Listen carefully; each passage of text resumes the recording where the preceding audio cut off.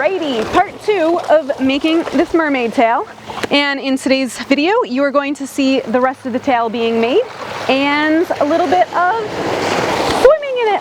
Oh, that wave was so big. It got Tyler. And we're back for part 2 of making a mermaid tail. I'm going to start off by adding some color to the sleeve of the tail. I've got a piece of cardboard sandwiched right in between so that whatever I do on the front doesn't bleed through onto the back, and vice versa. For my color, I have some watered down acrylic paints, and I'll be applying it using natural sea sponges in a few different sizes, just so that whatever I put on is nice and organic looking. I'm working with very sheer colors so that it's something that I can build up and blend together across the tail. I really want to make sure that whatever it is that I'm doing is nice and subtle so that there aren't really any stark contrasty edges. Alright, yeah. I'm gonna let this dry. And then I'll come back and probably add a second coat. And I'll do the sides. Woo! Time for the second layer of paint. Yes! More sponge painting. Second layer is done. I'm gonna let it dry and then I'll come back and do more paint. Yay!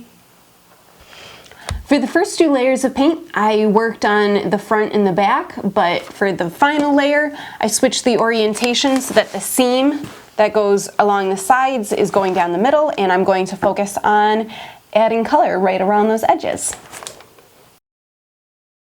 It is time to add some color to the fluke of the tail, and I'm super excited about that.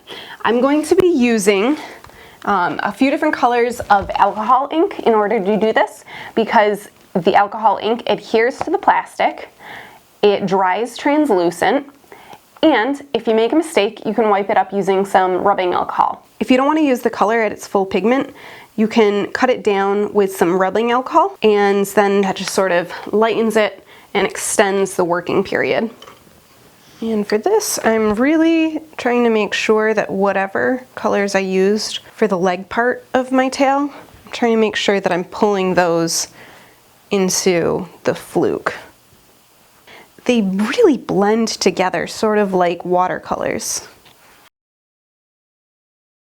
Well, it's been a bit and I'm back to start assembling the tail. I'm going to start off by adding the EVA foam to the front and the back. As a reminder, this is just to cover up where my feet are going to go. So let's get to it.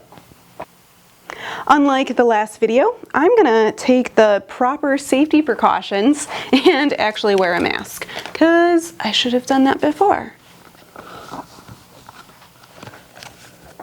And some safety glasses. Also, gloves.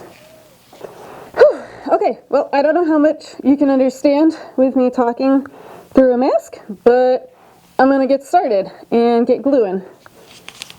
So I'm going to be leaving the bottom part unattached because I still have to adhere the fabric to it.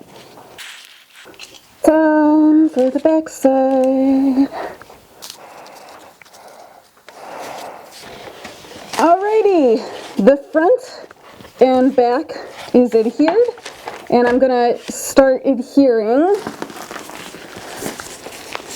the fabric of the tail to it.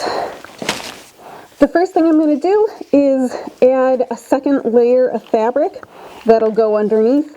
That'll just add a little bit more stability because in my first tail I noticed that it was around the feet and the fluke where I got all of my holes first that needed repairs. Okay, that first little layer is on.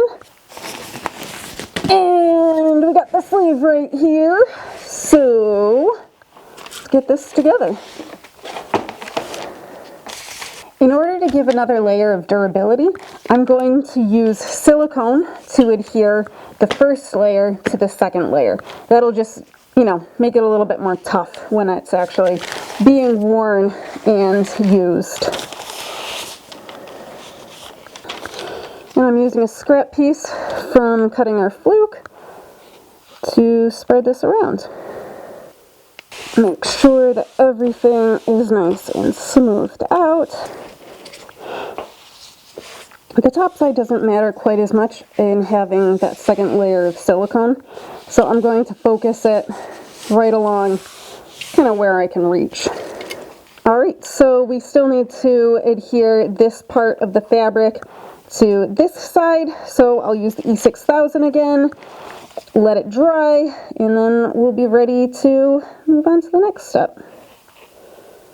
I think that's about it for right now. My eyes are a little watery, my nose is a little runny, and all of this has to dry. So, see you in a little bit. So this has had a little bit of time to dry, and it's ready to adhere this part to the plastic. So let's go. Putting together a mermaid tail. It's gonna be the coolest mermaid tail. We're applying so much glue. It's gonna look great, I hope. Okay, sweet. So this whole bit is fully adhered now. Yeah. I am currently prepping my work surface with some fresh paper so that you guys can see the translucent parts, and some clear binder thingies so that it doesn't stick, because that would be bad and I don't want that.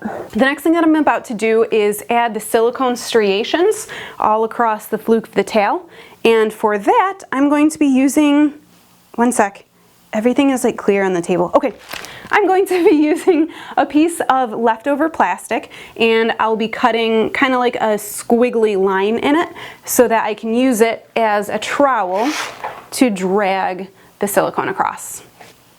Yeah. Nice little handheld right there. And then the squiggly line. Okay, we are good.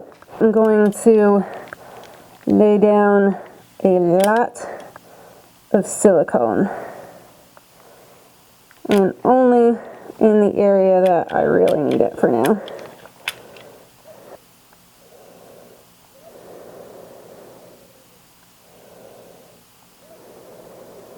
Okay, the first side of the flipper has silicone on it. I'm going to let that dry, and then I'll flip it on over and do the other side.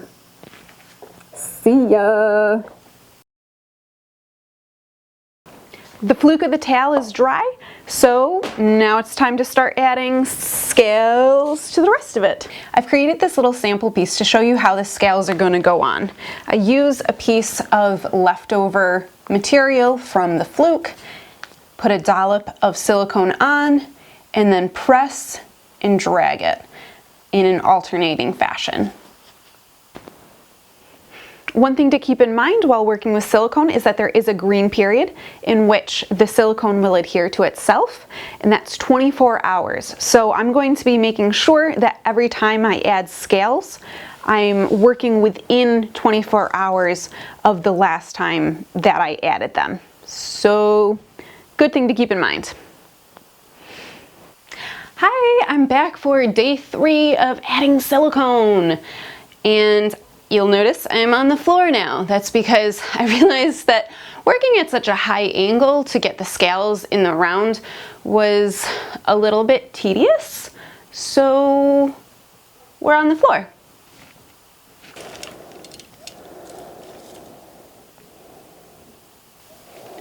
These last scales will need to cure for at least 24 hours before they're ready for water.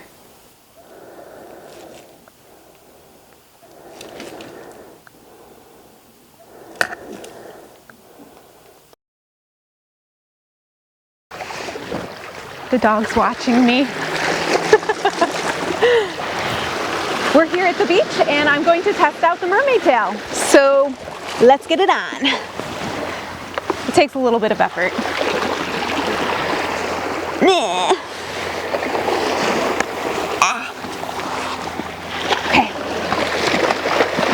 Okay. I'm struggling to put one of my feet in.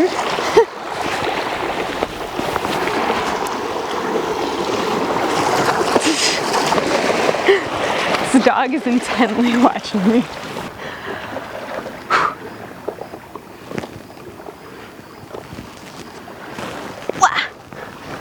Okay. Mermaid tail. Flippity floppity. As a reminder from last time, I consider this to be a prop tail. It doesn't have some of the same safety features that a professional mermaid tail has, but it's still swimmable, and it's pretty fun.